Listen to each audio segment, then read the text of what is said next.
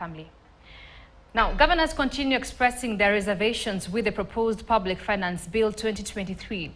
The bill, sponsored by nominated Senator Hamida Kibwana, calls for collaboration between county treasuries and KRA in designing, developing and implementing revenue collection systems. Alan Ochanda caught up with the COG Chair for Finance Committee, who is also Kakamega Governor Fernandez Barasa, and now joins us live. Alan, what more can you tell us?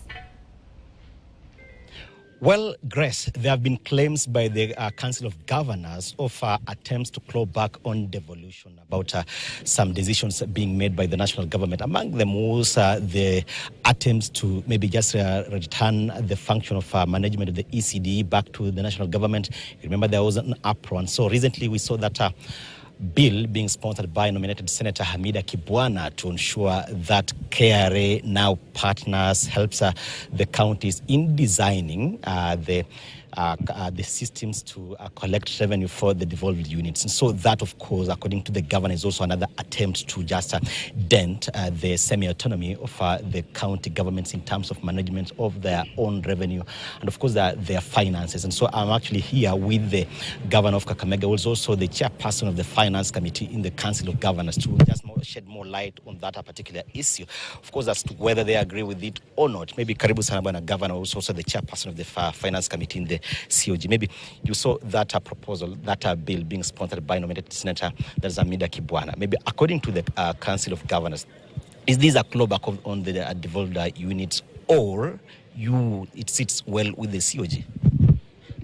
First and foremost, I want to confirm that as the COG and specifically as the chair of Finance, Planning and Economic Affairs, we have given our position on the proposal of amending the PFM Act to allow for the collection of on-source revenue by KRA on behalf of the counties.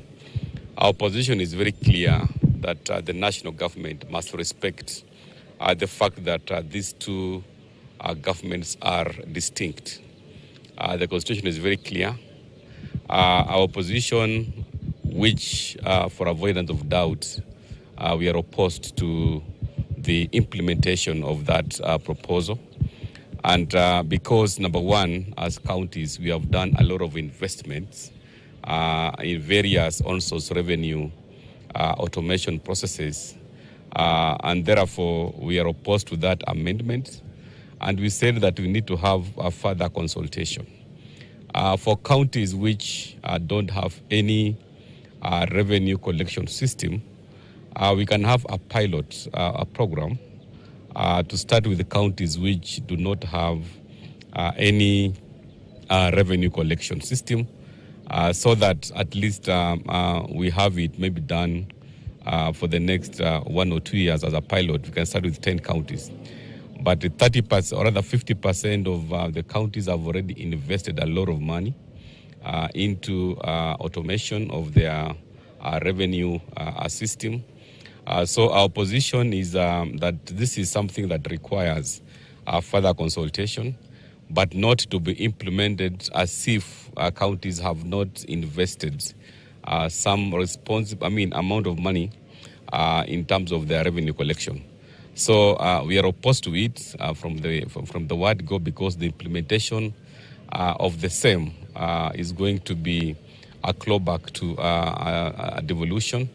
We are also aware of another amendment to the PFM Act that was requiring that counties must get approval from the National Treasury CS in regard to the amount of revenues that they're supposed to collect. Again, we have been very consistent.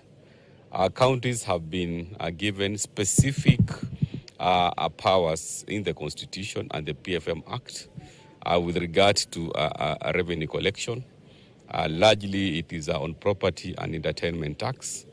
And when you look at the proposal of having an amendment, having a committee which is chaired by the CS and National Treasury to approve revenues to be collected by counties. Again, we can clearly see it as being a systematic attempt to claw back on devolution. So on those two proposals, our position is very clear. We are opposed to it.